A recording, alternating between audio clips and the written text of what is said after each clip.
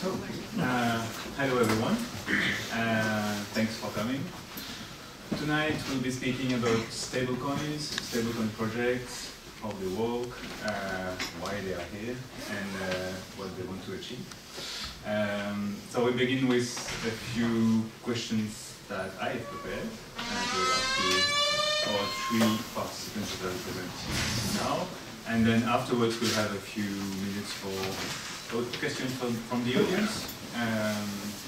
And that's it. Let's go. So first presentation. So maybe you can, like in 30 seconds, quickly present yourself, and then, or maybe we can do, we do both at the same time. So maybe each of you can present yourself, your project, and basically what differentiates your project from other stablecoin projects, very quickly, and then from there we'll go to the next question. Sure. So should I start? Yeah, okay. Gustav, you can start. Yeah, so my name is Gustav, and I'm working within business development for MakerDAO. Specifically, I'm responsible for Europe, and also do quite a bit of work in both Asia and Africa. I think one of the things that probably differentiates us the most is that we are a completely decentralized stablecoin project. We create the value directly on-chain, and we back it by assets on-chain as well. So we have no centralized point of failure. And I think that's probably what makes us pretty special. So I'm Sarah, I'm qualified under the law of France as a lawyer, and I'm one of the multiple lawyers working for Tether. I'm not sure I need to introduce Tether. So it's the largest fiat-pegged stablecoin with probably 97% market cap.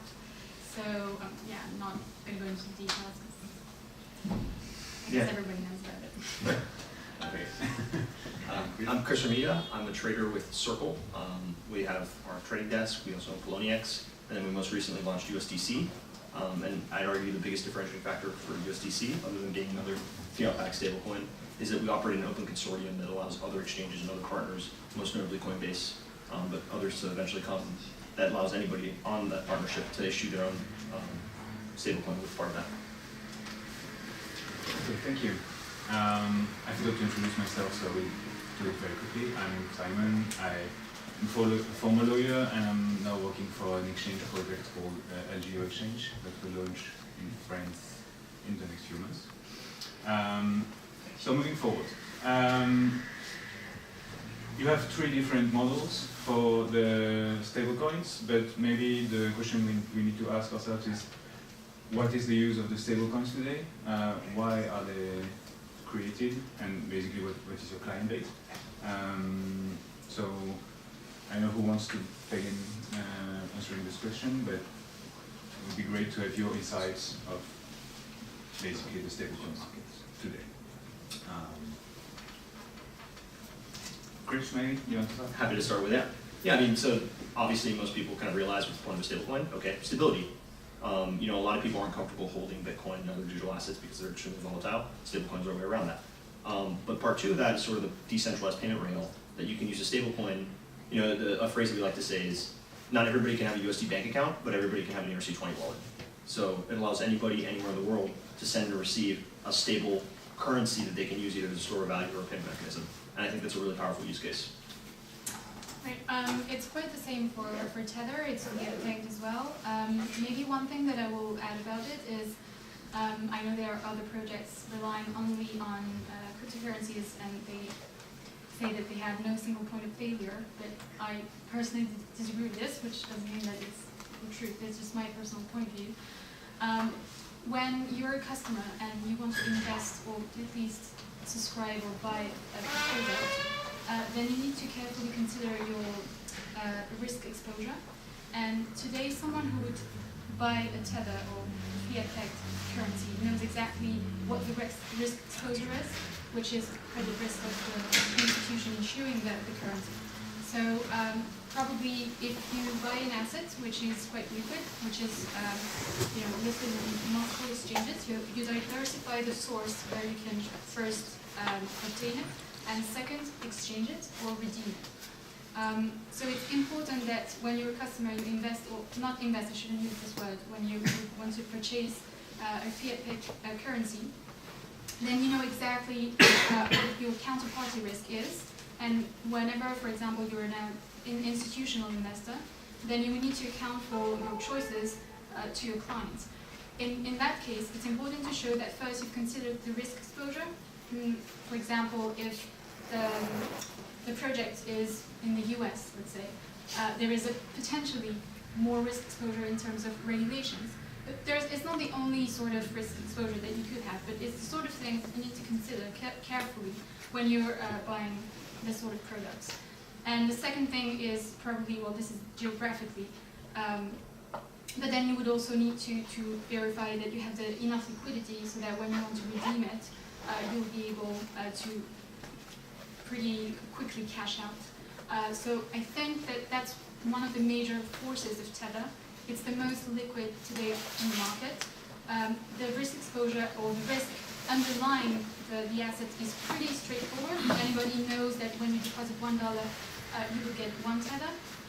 Whereas compared to other products which are more sophisticated and are directly targeted to retail customers, there could be some potential risk in terms of speculation because they don't understand the risk of the market flash crashing, what it would involve in terms of bringing more margin.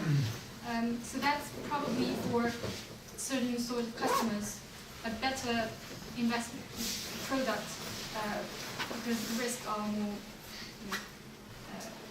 the boundaries are more clear. Yeah, so I think there's probably a few things in that I should address. I think we'll also get to it a little bit later. So I think I'll just, in the beginning, I'll just say that, the stablecoin market right now is having, mostly centralized stablecoins. And even though I do believe that centralized stablecoins has some use cases that are, good, and I do believe that, some of the centralized stablecoin projects have potential, and we also ourselves are working with some of these stablecoin projects, just because that it actually provides like really good collateral in our system. We're launching multi-collateral DAI later this year, where instead of only being backed by Ethereum, we'll be backed by a variety of assets, specifically ERC20 tokens. They just need to pass our governance process. And basically that means that the other stablecoins will be used to back DAI as well. This can be used for extremely effective arbitrage and market making. But anyway, so I think right now in the stablecoin market, it's still a relatively small market cap, right? And I think we see mostly for people who's using it to hedge against the volatility, or use it as a means of like remittance. But where we also ourselves see quite a bit of volume and like traction is within like the decentralized application field. And as a dev today, I don't think that there's like many choices for a stablecoin, because if you are a decentralized application, you would never choose a centralized stablecoin. It just wouldn't make sense, right? It's just like a mismatch of like, what can you say, like a mismatch of like concepts, right? So right now, within like the way that we see today, we're still at a very, very young field. We're having a lot of use case, especially within like the crypto field. But due to the way that our system is set up, we also have a very, very durable system. I think that we have shown this, even though we've only been backed by Ethereum so far, and Ethereum dropped like, 94% since we launched. And we managed to maintain the peg. So I think this is something that, shows the protocol has kind of like proved itself in the beta stage that it is in right now. And in general, I think stablecoins are something that, we'll see them in many shapes and forms. And I think that we will especially see, like big commercial institutions adopt them. And like the market we have today is still like very, very young. But I do believe like most, like whether you're decentralized or centralized stablecoin, you will find your place in the market, right? But I do think that the centralized stablecoins will have it like a bit more difficulty when we see, we saw that both like Facebook and JP Morgan, they have entered the market now and like are developing or like almost finished developing stablecoins. And they can go in and take like a huge market, right? And we also see like, we are seeing a decentralized stablecoin called Terra coming out of South Korea, which is focused basically mostly on e-commerce. And I think, some of these projects, it's very difficult to figure out like exactly what it will be right now, but I think we'll have a much better idea in like a year or two. Because I really do believe that the last like year or so in the stablecoin market is basically like a test. and it's a test of like the protocol, right? And I think one thing that we also need to like think about is that I think there's still like a lot of regulatory issues that needs to be solved within the space. And I can see just in Europe, for example, I mean, all the projects coming out of Europe, they need an e-money license. There's so far it's been issued like one project out of Malta, which have an e-money license, I assume, like status. But apart from that, it's still like very, very difficult to like figure out what is the exact regulatory landscape. This is something that also creates like risk about the usage of it in businesses. And that's something that we have felt in like a lot of the conversation that we have had with companies, is that it's still like too early for anyone to like really like jump the gun, right? Yeah. Okay, interesting. So we have maybe two subjects on which you could react. First thing is, Gustav said that basically it doesn't really make sense to use a centralized stablecoin in a decentralized economy. Do you have something to respond to that? Sure. Yeah, so I think a lot of it also depends on what you're using the stablecoin for. I'd argue if you're using it as a sort of settlement mechanism for, let's say, when on the weekend, I think, like, for example, USDC operates with Silvergate in Ascend, and we have trading counterparties that can settle trades on the weekend using USDC, get them to their bank account, and then pay another counterparty also on the Ascend network. That's just one example. I do sort of understand the ethos of it, and there are use cases, but they're not, I would argue that they're not necessarily competitors. They're complementary. And you gave the example of sort of DAI being multi-collateralized.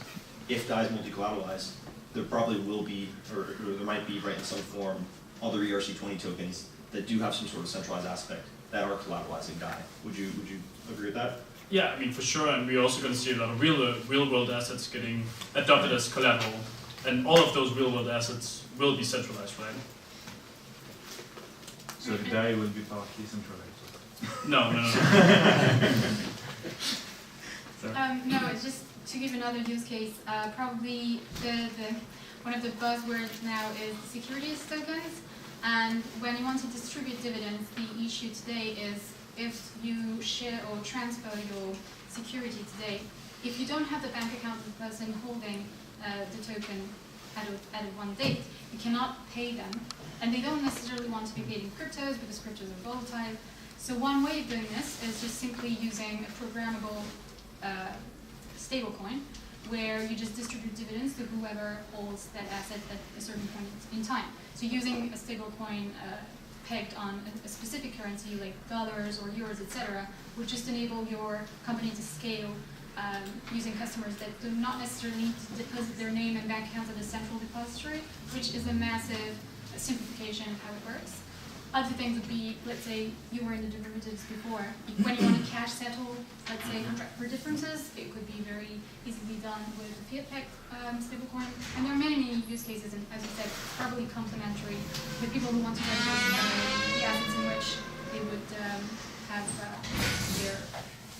their assets. But yeah. Okay, so basically what you're saying is that it's a spectrum between completely decentralized finance and using those centralized stablecoin in some points to use the specific characteristics of the public blockchains to ease payments and to create new use cases around that.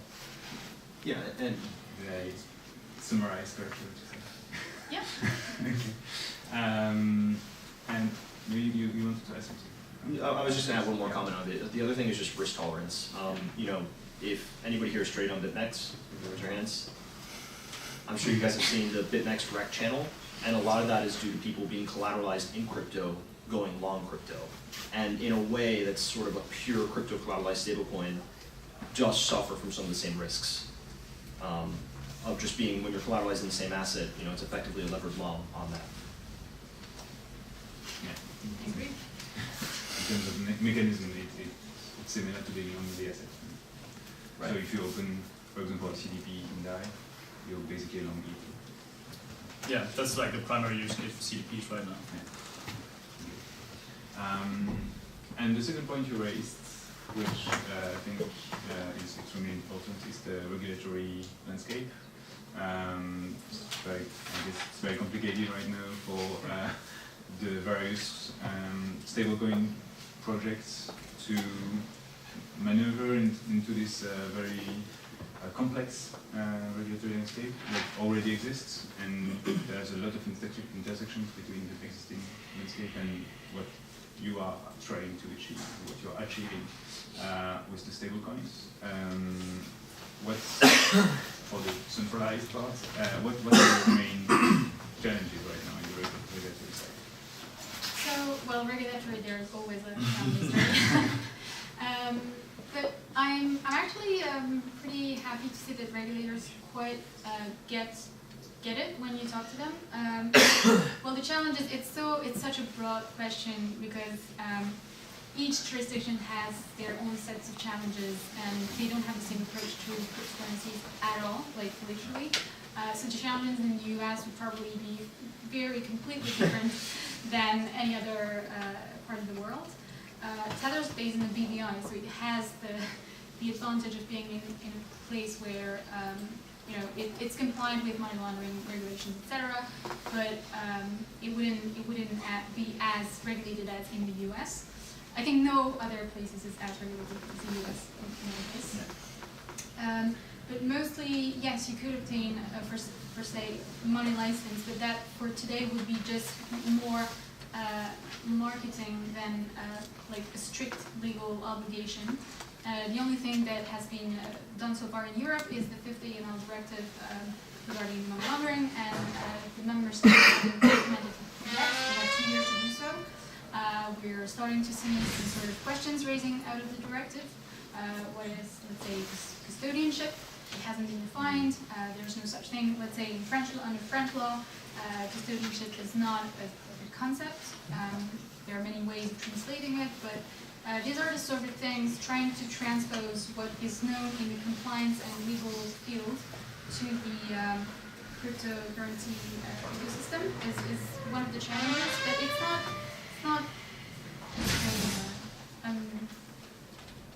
we can deal with it. It's fine. Okay. It's burdensome, but then exactly. If you have lawyers and people around, it's fine. Fine. Yes. Something to add. I think a wonderful lawyer answered that pretty well. On your side, Gustav, you probably have different issues from the regulatory. Yeah, I mean, definitely. So I think one of the probably strongest things about Maker is that we have a really, really strong ecosystem. And this ecosystem is something that we're really looking to facilitate any way we can. And that basically means that, so of course right now our main focus is launching multi-collateral DAI.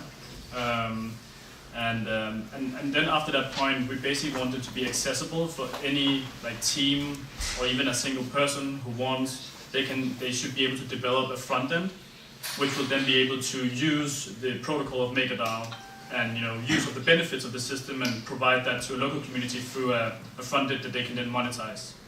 But this is of course only possible if we pave the way, kind of like do a legal ice breaking, you can call it. So one of the things that we're working at now, we're getting strategic partners with some of the largest jurisdictions in the world. And then we're kind of like, paving the way and kind of like showing people how it should be done. And then afterwards, then basically, because we already have shown it how it's done, we'll be giving like clear instruction on how to deal with the regulation in that specific jurisdiction. Then anyone will be able to, open a front end that will then be able to collaborate with our smart contracts, our protocol. So I think that's probably like one of the many things that we deal with. But I think this is probably like the most interesting thing for like the community in general. Thank you. Maybe another topic that we could explore is the technology side.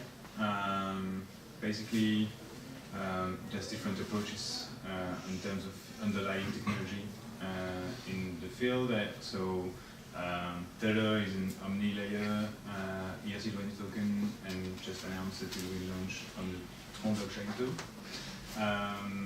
You are only an ERC20 token for now. And Maker obviously operates on Ethereum because everything is coded in smart contracts. Is this something that is deeply how do you say that, do you have an attachment to specific technology? Do you want to operate as broad as possible in terms of markets? Is this something that is important in your business model and the way you operate? Yeah, I can start. Yeah. So I mean, I think the main protocol for now will be in Ethereum and probably for the next period of time. But we already are now working at bridging solutions, so DAI will be available on other blockchains. And specifically, we're working on like the largest ones right now. I can't really comment which ones, but you can probably figure them out if you think a little bit. But anyways, but the whole issue about like bridging a decentralized stablecoin is that you will actually add like an element of centralization, because the bridge itself will be like a custodial solution, and you can set it up in different ways. So it's like as secure as possible, or like as decentralized as it can be through like, for example, like a multi-sig or something like that. But it will still add like an element of centralization. But yeah, it's definitely something we're looking at. But the main protocol and like taking out credit in the DAI system, that's something that for now will remain on Ethereum, and we don't have any like public plans and like transferring the protocol to another blockchain. Yes, well, Tether historically was launched on Omni, and the Ethereum blockchain wasn't developed that much at the time. It was mostly used by arbitrageurs using it across various exchanges. The interesting thing with expanding to the ERC20 model is that now you can use it on decentralized exchanges as well, so you can do swaps directly peer-to-peer. It's quite interesting for people who want to remain in custody of their private keys, and they want to program their monies. Again, we were talking about securities tokens. If you want to create a program that will pay out dividends directly, automatically, without someone having to find out which are the addresses shareholders have, etc., then you can do multiple things using the ERC20 model. But if people who want to only do arbitrage and want to using the traditional style of underlying protocol, which for some people is more stable, etc., they can still use, and the idea is, we were talking about it, remaining agnostic and giving the people the opportunities that they wish to have. Right. Yeah. USDC right now it's in ERC20. To Sarah's point, we're also agnostic towards it. We do eventually want to bring it to other chains. I'd say right now probably the most notable, interesting technical aspect is multi-issuance. So right now, Coinbase and Circle can both issue ERC20s back 1.1 by fiat with USDC. I think we covered pretty much technological subject. Maybe I can try to ask some tough questions to all of you. I'm sure. So what time is it? Yeah. We still have quite a bit of time. Oh, no. So there's, for each of your projects, there's probably one or two questions that are more difficult to answer. So for centralized exchange, I guess the most obvious one would be tokens, stablecoin. I guess the most obvious would be the collateralization of your token. How does it work? How do you prove it? And how can we be sure as user of the token that you won't go bankrupt tomorrow or run with the money or this kind of thing? Because there is of course a link between the blockchain and the assets that you have in custody that you insure in some way. Yeah, that's a funny question to ask, because when people have a bank, they don't wonder, how their money's in the bank, right?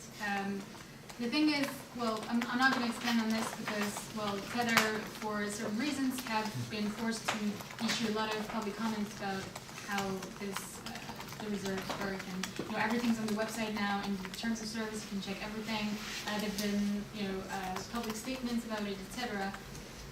But mostly, I would say, the fact that it's been incorporated in 2013, it's still up and running. It's the biggest stablecoin. It has 97% percent of market cap. It has 8 billion volumes per day. Issued. All these are factors that show that it's not a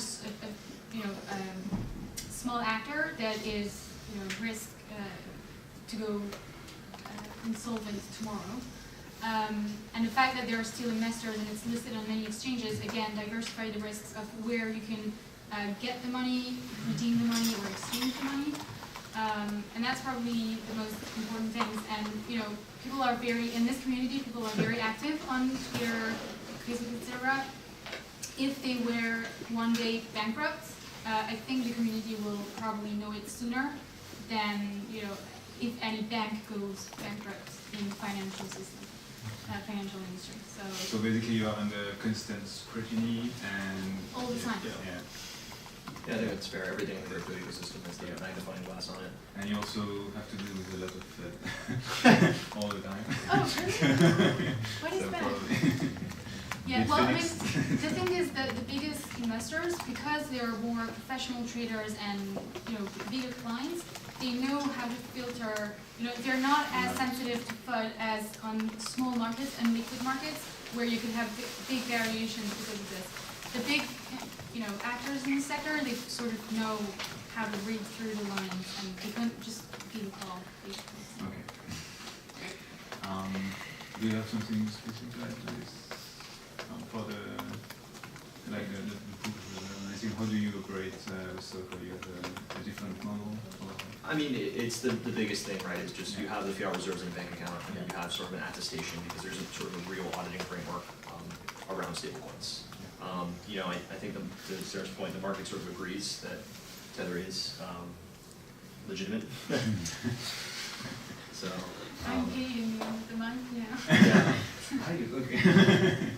Yeah, but it's certainly a similar model for most of the fiat-backed stablecoins. And there are a number. If you interact with the U.S. dollar banking system, you do have to abide in some way, shape, or form with U.S. regulations. And arguably, the banks themselves are the ones doing sort of the regulation.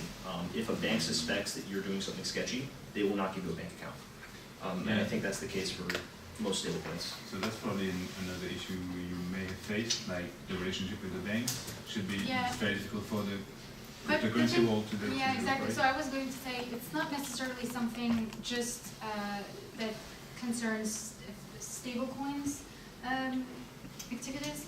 I think most of the crypto companies in the space face this difficulty, and the problem mostly is because it is a high-risk activity for banks. And not only this, even if they know that your activity is legit and you have the compliance standards, sometimes they have pressures from other parts of their business, and they just answer to this pressure, and they don't want to regulators, because they also need to have a license, they also need to get authorized, and they're also under huge scrutiny of their own respective regulators. So I could understand that, why would you take the risk with someone while you could just, do your business without any risk? So that's probably also because, the crypto sector is not mature enough, and there's probably some lobbying or work to do around it. But once it will be adopted massively and people will understand the risks behind it, and there's more money laundering with cash today and with fiat than with cryptocurrencies, but cryptocurrencies make people feel awkward, and that raises potentially some concerns from certain people. And have you dealt with issues with your banking partners also? No, I mean, I would say that it's just your general. more recent projects, so maybe you Well, the general things are working with banking partners around these projects. And so there are, a number of standards that you have to meet to get to that. And I think going back to that, that's just sort of the nature of interacting with any sort of regulated financial institution. So maybe I have a question for you. Please. So the MakerDAO system works with collateralization of Ether, basically, right now. So because the multi-collateral DAI is not out yet, and you have to over-collateralize every single position in order to ensure that a very quick change in the market price will not basically close every single position and liquidate everything. Yeah. Is this so? It proved resilience during the whole the market that we have that we've seen now, but it's resilient up to a certain point, I guess. Is there some conditions that you have modelized that could cause basically a systemic failure of the system, and what is the remedy that you have for this kind of events? Yeah, so I mean, of course, So I think we can all agree, like in the state of the system right now, in this beta version, we are quite vulnerable. I mean, we are very exposed to the price of Ethereum, and everything was happy days back when Ethereum was $1,200, and you know, there's like no issues, right? And we even at that point had people, you know, who converted their mortgages like to Ethereum, and then used that Ethereum to take out a DAI loan, and then use that loan to pay the house, basically. And that, of course, was a very bad idea. So I mean, we have seen people who's like really burned their fingers on this, and this is of course something that we're like very prone to like resist in the future. So in the future, when we launch multi-collateral DAI, you will see DAI being backed by a basket of assets, and basically the first things that we're going to be implementing is bonds and stocks, just because it will give us like an instant diversification, and then also of course like the top USD20 tokens. And at that point, I mean, the system will be quite different in like how it acts, and it's really something completely different. But of course, we will still be prone to like what you call a black swan event, which is basically, you know, where like the entire market just crashes in like one day. Everything just crashes. Because if we have like a systemic like failure, like a systemic crash, and we actually end up at a point where we'll be under collateralized, and we don't have enough like value in the MakerDAO token to ensure this crash, well then we're in a bad situation, right? And at that point we will do like what's called a global settlement. The global settlement is basically where like every single position will be frozen, and the system will be redeployed, and you'll be able to exchange your DAI for the underlying collateral, or redeploy the DAI in the new system. So I think this is probably like the resilience to this system, to like what could happen then, right? But I mean, this is something that, due to our over-collateralization, this isn't something that we are like too afraid of. And the way that we basically are like taking the asset types in is that the risk to debt parameters that are being set. So we're basically looking at like what's the worst thing that happened to this asset in the last, you know, like it depends on the asset type, of course, because some assets have like longer periods of life than others. But we're looking like what's the worst case scenario for this asset. What could happen to it in like a few days, and then we're taking like that difference, and that's usually like the difference that's being used, and that then creates the over-collateralization. And then when you spread this out, then you can actually get like something that's like very, very robust. And then from there on, I mean, we're developing some other tools, which is, you know, being used to drive DAI adoption. I think that's probably like more interesting to talk about, especially on the stablecoin panel. There's like one thing that, you know, stablecoins haven't really been able to solve yet. And that's to be, you know, truly competitive with real dollars. You need to give an interest rate, right? Because if you have your money in the bank, you will earn an interest rate on it. And actually on DAI, we're implementing an interest rate later this year.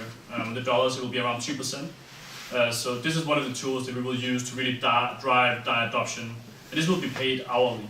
So if you have dollars in your wallet, you will hourly be getting, you know, more money in your wallet. And imagine, for example, if you have like, we're working with several projects right now who's implementing DAI on the back end. So as like an everyday user, you won't actually see that you're using DAI. You'll just see that you have credit or dollars in the system. But in the back end, everything is run on DAI, because that will ensure that the company who uses DAI in the back end, they will receive 2% per year, or like paid out hourly on everything that's like going through the system. Like all the revenue they have will basically just give them like a flow of income. So I think that that's one thing that's like really, really exciting from our end. It really gives us, you know, like a very strong proposition in regards to the other stablecoins. So that's interesting, but how do you create this interesting? Yeah, so no, I mean, it's actually really simple, right? So if you take out a CDP, you open a CDP, you pay a part of the money, you pay that to the MakerDAO token holders, a stability fee. Another part of the money you pay to the DAI holders, because basically the CDP rates, right, they will be giving to you depending on how much DAI demand there is. So it actually is only beneficial for the system to give these 2% to the DAI holders, because in the end it will ensure a lower stability fee to the MakerDAO token holders. Because we can basically, some of the tools that we're taking in multi-collateral DAI, for example, like tokenized bonds, we will actually be able to give, for example, like a positive difference on a bond. So to take an example, imagine the South African national bond, it pays 7% a year in interest. But if the DAI system, if the DAI, like the maker system, like, if there's enough, if there's not enough DAI demand for it, we can, for example, enable credit to 4% on this. So you'll be able to lock up a South African bond that pays you 7%. So your line of credit will only cost you 4% as long as there's DAI demand. So having that 2% being paid to the DAI holders actually enables so much DAI demand, or will enable so much DAI demand, so that actually in the end will be more or less the same that you will pay for the loans. So that's one thing that we're implementing as well. And I do know some of the other stablecoin projects have like things that they want to implement in regards to interest rates, but I think at this given moment I don't think anyone has really cracked it. And I think this is another thing that's really, really important for us to be able to compete with fiat in general, especially for businesses. Okay, thank you. So maybe that's a good angle to go to the last subject before we go to the question from the group. The last subject could be the business model, basically. How does the operators that create stablecoins can get money from this? Is this really something that is suitable as a business model on itself, or is it pegged to another business? And I think the answer will be different from all of you, so that's probably something interesting to explore. Do you want to begin? Yeah, as long as interest rates don't go negative in the US, there should be some sort of monetization possible there, just by reinvesting sort of the collateral reserves. Okay, so basically, right, in money markets and safe instruments. Pretty much the same. Very interesting. So there's no direct business model linked to the activity itself, it's just the collateralized money that is used to... Well, as he mentioned, the fact is, if you want to broaden the scope, let's say you want to be backed by also Swiss francs, then there are negative interest rates there. Yeah. So it will need to be sorted out. But Yeah, I was speaking purely from a dollar perspective. Yeah. But certainly the... Well, the treasury is still based. Yeah, it's more on the interests compared to other countries. Okay, and the fee for converting dollars to tokens or the other way around doesn't really, it's not really material to the business model. well, when you exchange the tokens, it's done in exchanges, so the exchanges will have a fee, so it's not to the issue. And of course for MakerDAO it's a bit different because it's the stability fee basically that provides the stream of revenue. Yeah, so basically, we aim to be completely decentralized, right? So right now we still hold 28% of the MakerDAO token supply, and this money we're going to be selling them off over time to get the funds that we need to basically take the protocol to the stage where it should be, and then everything else we get from that point is just then going to be used to grow the ecosystem. And at that point, we, of course, us who work at Maker, we have received, some salary in MakerDAO tokens, and generally, like a lot of community members have bought MakerDAO tokens. But we want to, strive to the point where we kind of remove ourselves from the equation, where even with all of us, we would go on tomorrow, then the system would still live on.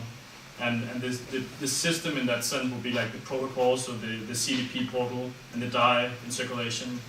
And then of course, like the people then holding them MakerDAO tokens, they will then benefit from all the revenue that's going through the system. And basically, like all the money that we're a non-profit right now, and all the if we end up achieving this goal with like more money than we spend on it, then the rest of the money will go to two things. That's one of them is paving the way for regulation. So as I talked earlier, actually helping any startup who wants to build something on top of the Maker protocol by helping them with legislatory issues in like the local jurisdictions. And then the other half will go to financial inclusion. One of our biggest goals for Maker is really, we have a strong focus on financial inclusion, and we want to spend a lot of money on financial inclusion. That also means, the only currency we'll issue is not going to be only dollars, but we're also going to be issuing other currencies, and this is done via something called synthetic assets. And that's, for example, we have in South Africa, we have a pretty strong demand for South African rand. So a lot of companies pretty interested in getting us that there. And basically, yeah, we have this revenue model, but it's not something that goes to Maker as a company. It goes to the community. And the community for us is people who use DAI or people who hold MakerDAO tokens, or people who are interested in the project. So in that sense, I think we differentiate us a little bit again. But of course, right now, like a portion of it is still held by us. But that portion of money is something that we sell off to the community, and that money should then take us to like the ultimate goal, which is getting Maker to critical mass. Okay, thank you very much. Very complete. Is there something you want to add before we go to the for another question? No. Okay, go. So I'll go first. A question for the gentleman from Maker. You guys are sort of doubly exposed to the regulation because you're doing the stablecoin thing, so you're obviously exposed to the stablecoin reg or the any laws that would apply to that. But then you're also exposed to the token regulation because of MKR being a token. And I'm curious as to whether the fact that you talk about proceeds going to those holders. What is the state of regulation in terms of securities tokens, and do you, because it feels like you guys are leading in that, so can you give us a bit of an update on what the landscape is and what the challenges are? And yeah, so I mean, MKR at the moment does not have the status as a security, but this is of course something that we're extremely careful about, because we do know that the current landscape, it's quite difficult to tell like what is and what isn't. And Maker, like MKR token, does hold some properties of a utility token, but some people could also argue that it holds some properties of a securities token. So right now we are extremely careful with like how we talk about it in public and how like it actually like works in that sense, right? But it also, for example, we are taking like a lot of like precautionary things to make sure that this isn't something that hit us. And actually like today, like even if that something would happen in regards to the status of MKR, like it wouldn't affect the project at all. And in terms of like the regulation of stablecoins, we are actually not perceived as like the same regulation as they are. Like for example in Europe, we know that from several projects we work relatively close with in Europe, because they really want to be collateral later on, that they need e-money licenses, and that's like a pretty big thing in Europe. I'm not exactly sure how it works in the States, as in based in Europe, but we are not hit by that legislation. But one thing that might hit us later on is that when we implement an interest rate on DAI, some things could change because it could be perceived as something else. But at the moment we are not regulated on the same terms. We are actually like a DAI enters the same regulation as Ethereum.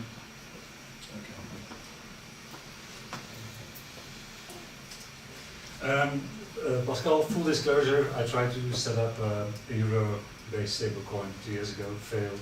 Oh. I'm happy to hear that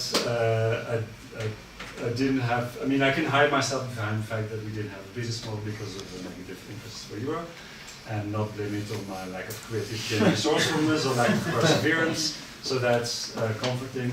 But also allow me to play devil's advocate. One of the things we were confronted with was indeed the e-money license issue.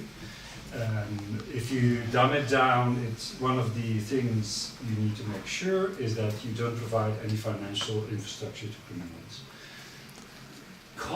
The consequence of that was that we needed to apply KYC to any holder, so not just people buying it from the exchange, but also the people holding the token, like intermediary. If I transfer to you, that should not be possible unless you would be identified. Current implementations of Tether and USDC don't have that requirement.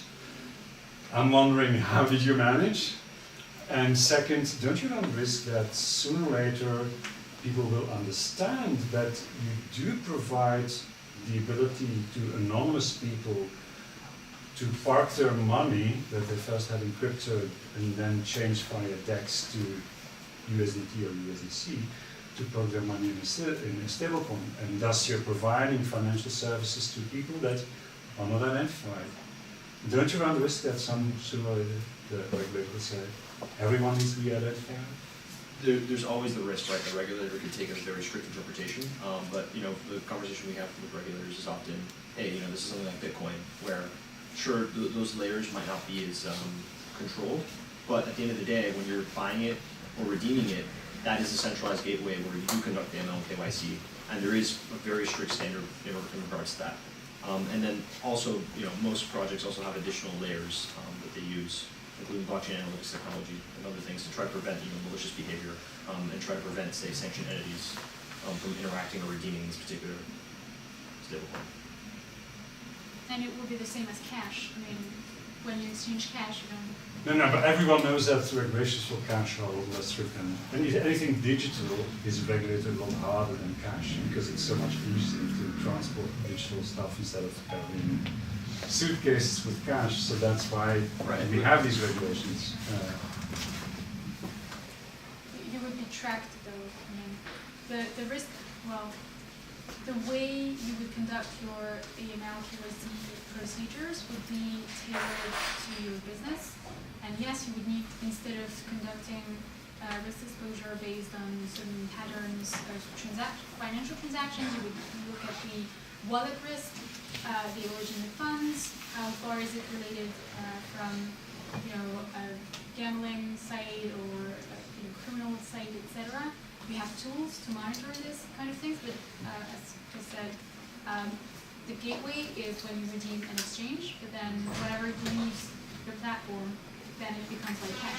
How do you want to monitor the Bitcoins or Ethereums or one? Then again, they're decentralized protocols, right? So you can't really do anything against them.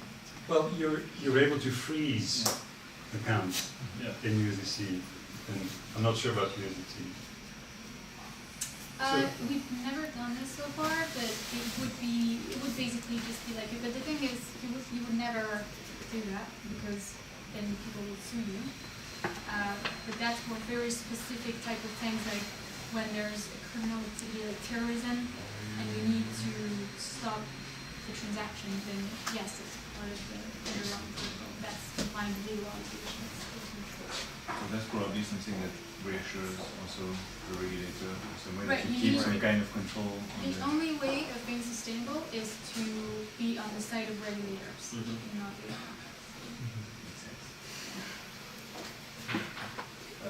I have follow-up questions. Sure. How about the purpose for which stablecoin is used? For example, we would not be allowed to support prediction markets. That would be too close to gambling.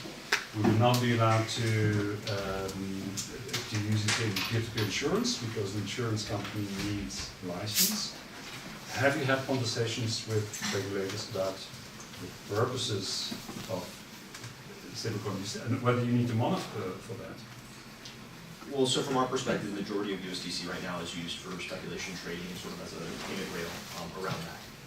If there was, to Sarah's point, it's like cash, right? There's some cash might be used for bad activity, but the vast majority of it is used for lawful people that want to buy something at, say, the coffee shop.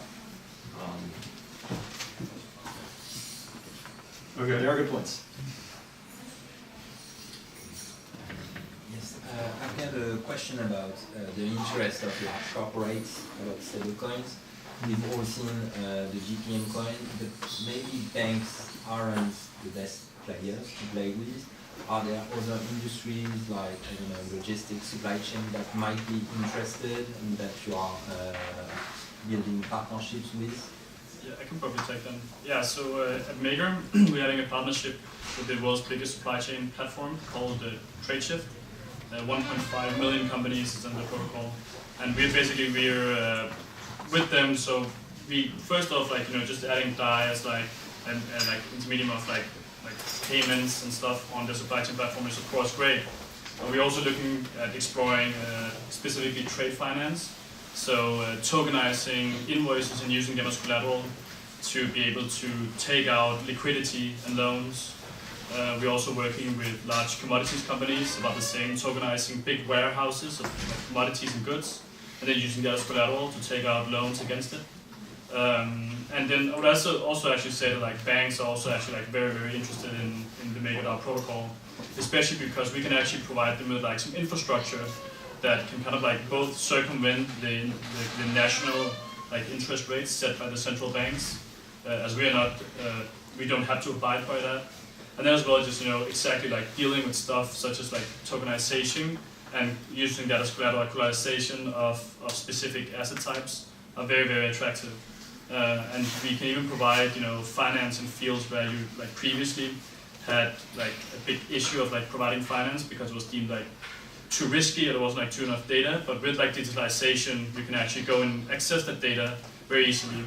And another thing is also, so right now, if you need like loans or like some like kind of like off things, then the banks need to put like quite a lot of work into like assessing that specific like collateral. But if you can automate it via our protocol, it can actually be used like profitable and beneficial. So we actually like in good talks and have like pilot projects coming out with banks like later on in the year. Next question. Yeah, nice to see a pretty diverse set of stablecoin projects here. What are you, since this is kind of like a very diverse setting, what is your biggest fear as a stablecoin project? I'd like to hear more about that.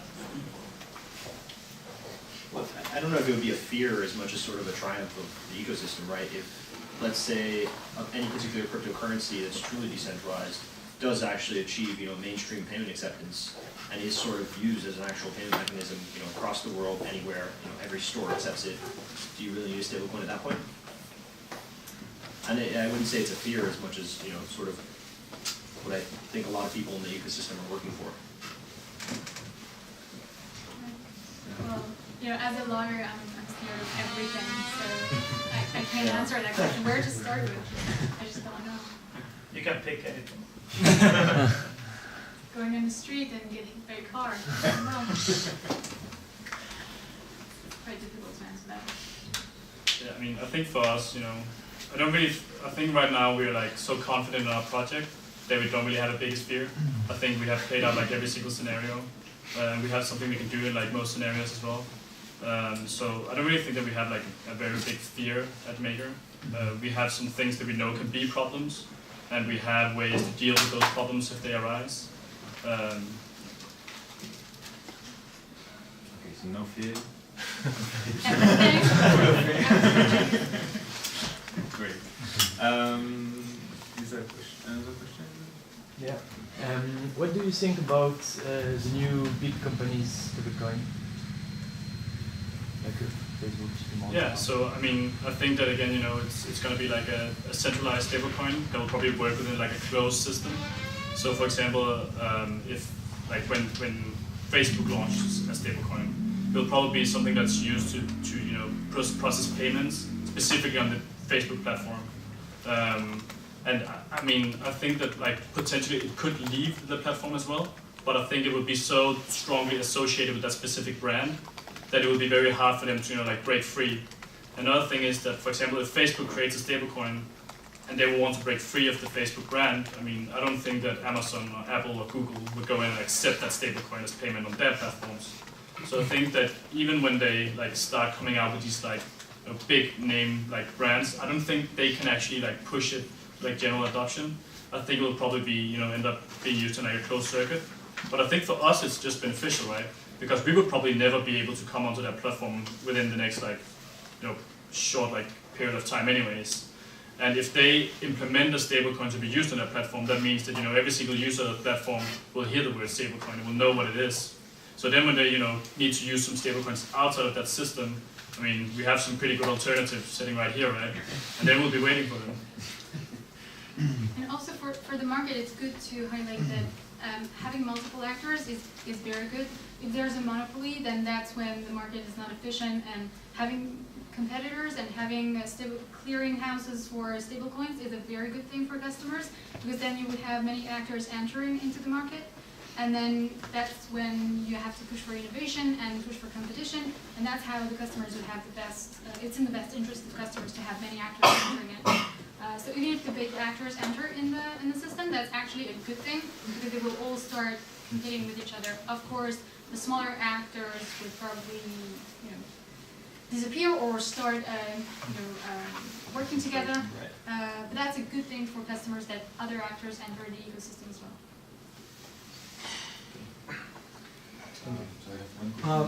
Yeah, question for Maker. Are you currently working on any new partnership with exchanges for the DAI? Yeah, so I mean, I'm talking with a lot of exchanges right now. And yeah, I mean, we always talk with exchanges, right? But we also have seen like a negative trend in regards to exchanges. unfortunately we see like more and more wash trading going on. And we do have like, with these conversations with exchanges, like multiple of them ask us to wash trade our own coins on the exchanges. It's something that we take like a pretty big like distance from. So if an exchange tells you that you need to maintain your own volume and they want to give you 2 to 3 trading accounts for free, that's probably a really bad sign, right? And then they also want you to pay to get listed on top of that. So in general, I mean, we are actively pursuing listings, but we're also quite careful with where we get listed. And if we see something that like assembles wash trading, which is like very obvious wash trading. I mean, you know, we all have like, you need to be able to like match, you know, the liquidity and everything like that. But yeah, so that's basically like the scenario right now. And it's unfortunately, I think it's a trend that we have seen with, you know, like the bear market coming and actually like the real volume like dropping quite a bit. But the exchanges want to maintain like a good appearance. Then unfortunately we see more and more wash trading coming in. So yeah, we're quite careful in regards to that. Maybe this question we can extend to the other participants. Do you have a strategy for listing in exchanges, other exchanges? Because you both operate also kind of exchange. All right. Well, I think historically it was Tether never really needed to ask because it has such a high liquidity that it was also good for exchanges to list it because it brings volumes and that's how they make money. So it wasn't a problem for Tether and there was no strategy. They just got listed pretty much everywhere. Yeah. USDC does work with a number of other exchanges and we do talk to potential partners. Ensure that. But also USDC's model is slightly different in the sense that we have the center consortium, which is focused on having other additional issuers. You know, we're not trying to make this just Circle's coin. We're also trying to make this anybody in the ecosystem that needs a stable coin is running an exchange and integrate to their platform. They can then use and be a part of. Yeah, there's no one else because I've already been. Three other questions. Okay. I have a question for MakerDAO. And first, thank you guys for coming tonight. It's a great pleasure to see you here tonight. I'm a big fan of MakerDAO. I've been using DAI for a long time, but I actually opened my first CDP a couple of weeks ago. And my question is regarding the use of MKR token because it's a utility token, but at the same time, I feel like it doesn't really have utility. Like you can just sit on a bunch of Maker tokens and get some revenue because people will pay the stability fee. So I was wondering, and I'm sure you have an answer for that, would it be possible to actually pay a fee to the Ethereum addresses that actually opened the CDP that issued DAI, but they don't have Maker tokens? Sure, okay, yeah. So this is actually one of the things that's like one of the biggest issues with the single collateral DAI, the fact you need to pay a stability fee in MKR tokens. The MKR token, due to the nature of it, I mean, people who hold it, they want to hold it because they believe so much in the project. So it's like a ridiculously low volume, it's actually pretty difficult to obtain. So this is probably like one of the biggest flaws of single collateral DAI, but this is a beta version, of course. So in multi-collateral DAI, you'll be able to repay your stability fee with DAI. So you don't need the MKR token to close a CDP, which you do now. And in regards to like it being a utility token, I mean, it's a governance token, right? So people actually use it to vote. And later on in the system, we will see more and more votes entering the protocol. Basically, like every time a collateral type needs to adopt it into the protocol, there'll be a voting on that specific collateral type. And for now, it's also used to vote on the stability fee changes. But yeah, I mean, this is of course one of the issues with the single collateral DAI, and it will be changed later on. Thank you. Hi there, hi to parents. Just a question, perhaps, to each of you. Where would you like to see yourselves in a year's time, and perhaps it might be market share or particular use cases? If you can kind of paint a picture of what would count as success, you know, if you're having this concession a year later, and then more importantly, how you tend to get there as well. So what you put into place to actually get you to that point.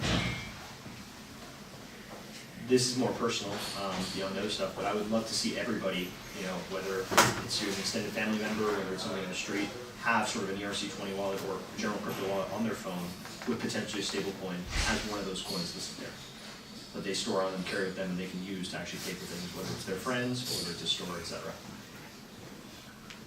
Well, same. I won't speak on behalf of Tether because I'm not involved in the strategy part of things. I'm just really in the legal side. But personally, I would really like to see security tokens working with Tether to pay out dividends. That's really cool. Yeah, so I mean, for me, I really like a strong personal passion of mine is financial inclusion.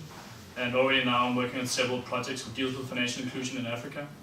And I think, the fact that we actually now are like, from the start of MakerDAO, we're like on the verge of like a technological breakthrough, which would be one of the first times that technology has been invented which will actually benefit, the lowest classes in the society. And something that we can actually use for financial inclusion, and not something that will only benefit the wealthy.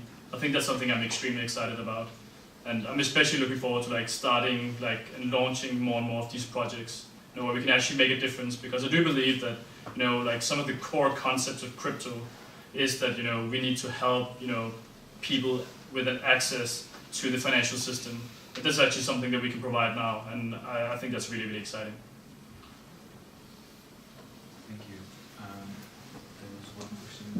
Yes, I'm pretty new to this stablecoin, so simple question if it's a bit but if I understood well, Tether is pegged to the USD, right? To use dollars and euros. And if we take like the Venezuela scenario, that's like the Bolivar has lost 160 times its value against the dollar. If the dollar tomorrow has to become worthless, what would happen to the Tether? Well, that's the thing, right? When I said that by using a stablecoin, you sort of know the risk that you're exposed to, because it's based on a US dollar. The risk you're exposed to is really just the same risk as US dollar. If the price goes down, well, it's just like holding US dollars. And that's why probably you don't want to use your savings just to hold stable coins. And he rightly pointed out there is no interest paid out of stable coins. The way they're used today is by huge arbitrators and institutional investors and professional traders, and it's certainly not used by retail customers today, as opposed to if there are use cases developed which are more suited for this kind of audience, probably it would be massively adopted, but today that's not the use case. Yeah, there must be, but you have also stablecoins linked to the gold, right? For Tether? No, just a quick general. In general, Right, yeah. there are projects that are pegged to the gold. Yeah. And in your crypto basket, you don't have. So later on this year, when we're launching synthetic assets, then we will also have synthetic assets that's pegged to the gold. And what do you mean by synthetic? So it's not real gold, so it's not real. Yeah, so a synthetic asset, it's basically that you create like a stored value that is collateralized exactly like in our system right now, and then you can, via oracles, you can peg it to a specific price. So no, it won't be backed by gold, but it will have the peg to gold. So it's the same as a fiat. It's a swap. No, it's not a swap. It's a derivative. Yeah, it's a crypto fiat. Well, yeah, no. It's a fiat crypto. No? No, it's not a fiat crypto. It's a crypto, like it's a token where instead of having like underlying like value that like the market believes in, then instead you peg it via oracles. So yeah, like a price feed, you peg it to a specific price.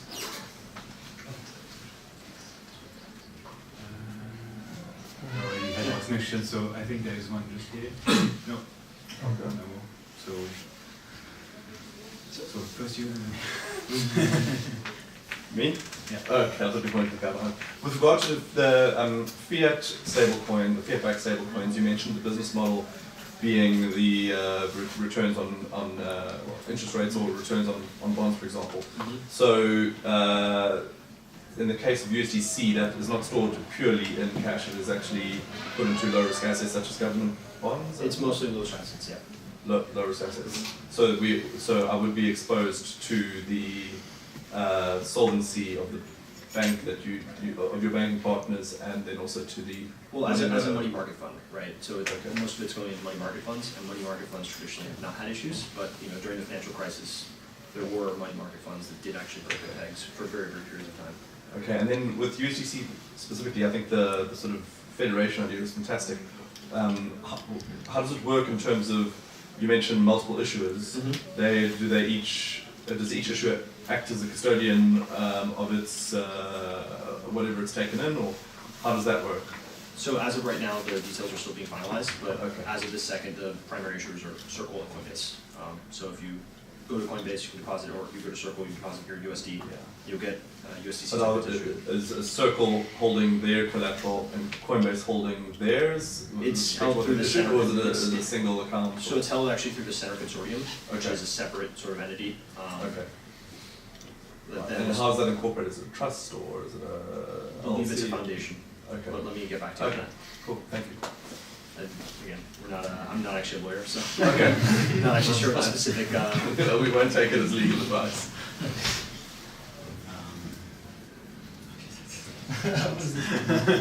A question from MakerDAO. So you will rely on asset-backed tokens for multi-collateral.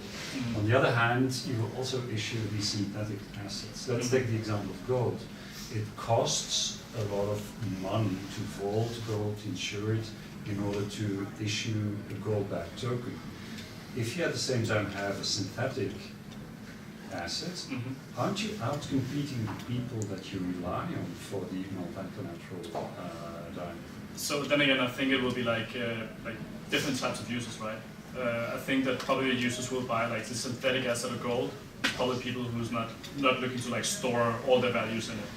I think that there'll be kind of like this like comfortable thing between it, where people who have like a lot of money they want to put into gold, they will rather want to use the ones where they know there's like real gold put in a bank box, which will then be backing the token, right? And then again, I think I don't really think that. So theoretically, yes, if everything was equal and everyone would take like the best case scenario for you, probably yes. But I mean that's usually not the things, right? I mean you can have the best piece of technology in the world, but you also need people to be familiar with it, know how to use it, and so on and so on. So I think that even if we have something that's like competitive better than the gold that would be in our CDPs backing us, I don't think that we would like outcompete them in that scenario. I do believe that there will be space for all of us. And besides, I don't think that gold will be like that big part of our CDP pool. It will be like a fraction of it.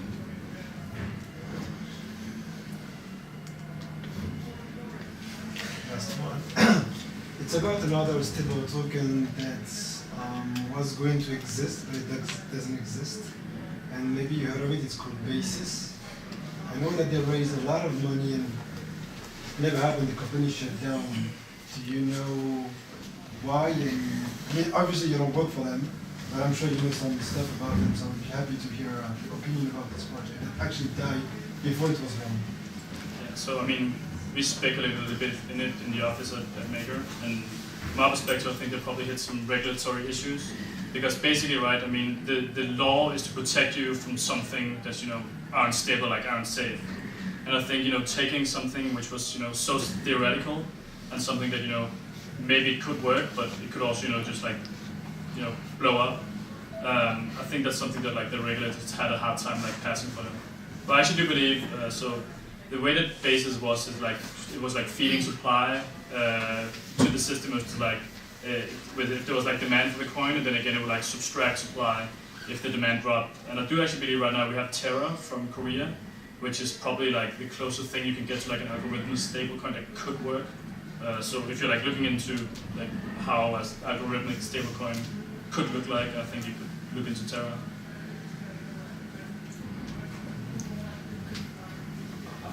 Yeah, quick question. How do you think any kind of tools to mitigate default risk?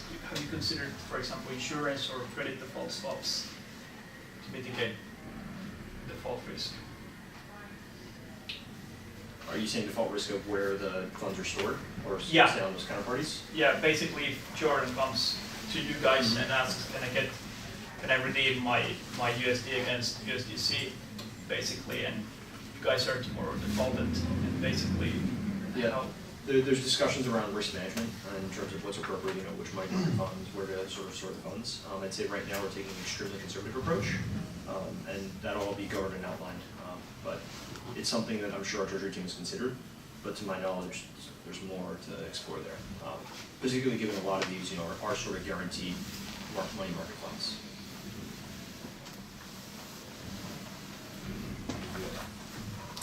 I'm not involved in that.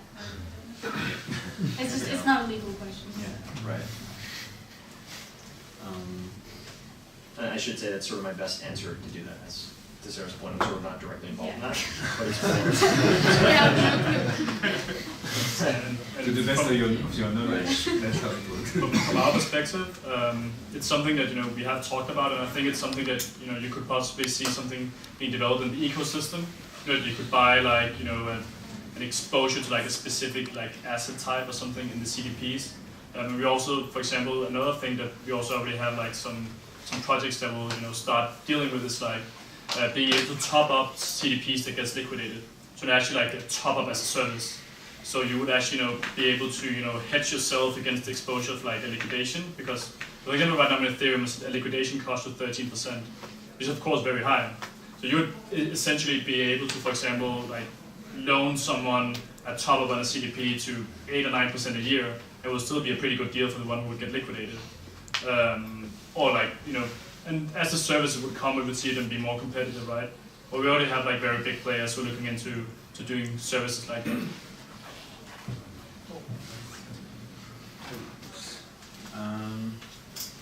Is there last question maybe? I'll keep going. You keep going. Is there any opportunity for some sort of positive feedback loop in terms of people moving money out of the banking system and into decentralized stablecoins? Because something like DAO, like MakerDAO, if it works well, it has this possibility, at least in my mind, of creating some sort of vacuum where it pulls money out of the traditional financial system and into the decentralized financial system in a sort of positive feedback loop, which would be fabulous. But I'm curious to know your thoughts on that, because it feels like this is something that we hope will happen eventually, and something that and places where we specifically looking to create these situations is in situations right now where the access to finance are very bad. So for example, you could create very good cases and projects with big NGOs, for example in Africa, where you'd be able to offer first off trading with DAI, a mobile wallet. There's also right now there's a company called Onyx. They're doing $30 smartphones. So you will actually be able to relatively cheap be able to onboard for example a village or a community and give them a credit history by trading DAI. And we actually are working with some really cool projects within this sphere. There's a Jami Pay, which is a Danish company. They're doing banking to unbanked via the MakerDAO protocol. And we're also working with Acropolis. And basically they're digitalizing pension in Africa. So right now in a lot of the rural places, pension is something you have in your community, so everyone comes and pays in cash.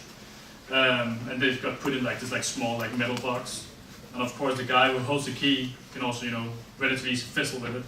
So there's some really good use cases for these exact things. So it's something that I strongly believe will happen sooner rather than later.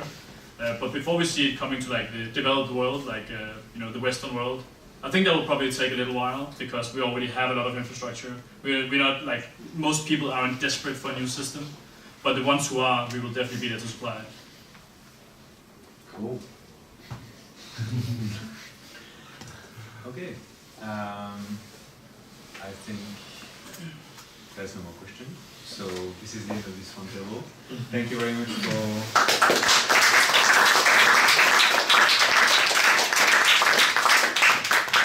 before leaving, I would like to thank CoinHouse for providing the premises for this meetup. And maybe you want to say a word about CoinHouse? Thank you all for coming here. So CoinHouse, we a physical point of sale for crypto, but also an online platform for people to buy and sell crypto assets. Been here since 2014. That's where we where Ledger was born. We were part of the Ledger team until 2017. And we're excited to host a number of meetups during the week, to be sponsor of ETCC, because we love what the guys at Asset are doing. And so feel free to drop by during the week if you want to catch us or have a discussion around what we're doing here. Thanks for coming.